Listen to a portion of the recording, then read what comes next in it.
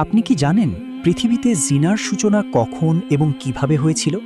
পৃথিবীতে কোন নাফরমান ব্যক্তি সর্বপ্রথম জিনার গুনাহে লিপ্ত হয়েছিল এবং ইসলামী জিনাকারীর শাস্তি কি? জানতে হলে বিবরণটি শেষ পর্যন্ত দেখুন। কল্পনা করুন এমন এক পৃথিবীর কথা যেখানে কোনো আদালত ছিল না কোনো জেলখানা, অথচ সেই শান্ত পৃথিবীতেই ঘটে গিয়েছিল ইতিহাসের প্রথম নৃশংস হত্যাকাণ্ড এবং প্রথম নিষিদ্ধ সম্পর্কের মতো মহাপাপ। নিজের আপন ভাই কেন ভাইয়ের বুকে পাথর মেরেছিল, আর কেনই বা সুন্দরী বনের মোহে পড়ে মানুষ প্রথম জিনার পথে পা বাড়িয়েছিল? সেই রোমহর্ষক কাহিনী আজ আপনাকে শিউরে তুলবে। মানবজাতির সূচনা লগ্নে হজরত আদম আলাহিসাল্লাম এবং মা হাওয়া আলাহিসাল্লাম যখন পৃথিবীতে এলেন, তখন বংশবৃদ্ধির জন্য মহান আল্লাহ এক অনন্য নিয়ম করে দিয়েছিলেন। প্রতিবার মা হাওয়া আলাহিসাল্লামের গর্ভে যমজ সন্তান আসত, একটি ছেলে ও একটি মেয়ে। আল্লাহর বিধান ছিল প্রথম জন্মের ছেলের সাথে দ্বিতীয় জন্মের মেয়ের বিয়ে হবে। এভাবে ভাই বোনের সরাসরি বিয়ে এড়িয়ে মানব বংশ বৃদ্ধি পেত। সমস্যাটা শুরু হলো যখন কাবিল ও আকলিমা এবং হাবিল ও লিওজা জন্ম নিলেন। কাবিলের যমজ বোন আকলিমা ছিলেন স্বর্গের অপ্সরীর মতো সুন্দরী, অন্যদিকে হাবিলের যমজ বোন লিওজা ছিলেন সাধারণ রূপের। নিয়ম অনুযায়ী হাবিলের সাথে আকলিমার বিয়ে হওয়ার কথা, কিন্তু কাবিল বেঁকে বসলেন।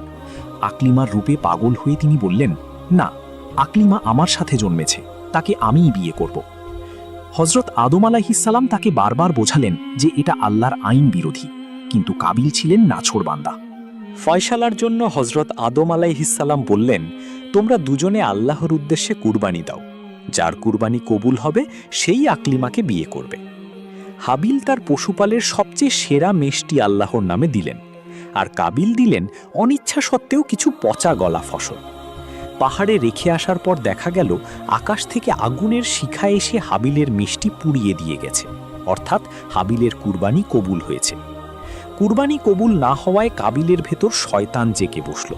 হিংসার আগুনে জ্বলে সে তার নিরপরাধ ভাই হাবিলকে বলল, আমি তোকে মেরেই ফেলব। একদিন সুযোগ বুঝে কাবিল তার ভাই হাবিলের মাথায় বিশাল পাথর দিয়ে আঘাত করে তাকে হত্যা করল।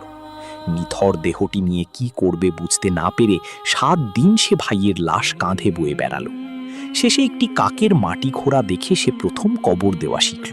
ভাইকে শেষ করে দিয়ে কাবিল তার সুন্দরী বোন আকলিমাকে নিয়ে গহীন জঙ্গলে পালিয়ে গেল।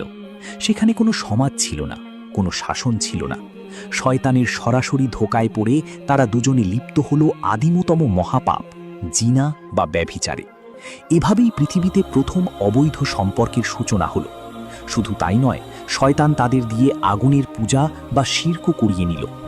কাবিলের এই অবাধ্যতা আর আকলিমার রূপের মোহ আজ আমাদের এই পৃথিবীতে কত রক্তপাত আর পাপ বয়ে এনেছে তা ভাবলে গা শিউরে ওঠে। ইসলামে জিনার শাস্তি এতটাই ভয়াবহ যে বিবাহিত হলে তাকে প্রকাশ্যে পাথর মেরে মৃত্যুদণ্ড দেওয়ার বিধান রয়েছে। আল্লাহ আমাদের সকলকে শয়তানের এই মরণ ফাঁদ থেকে রক্ষা করুন।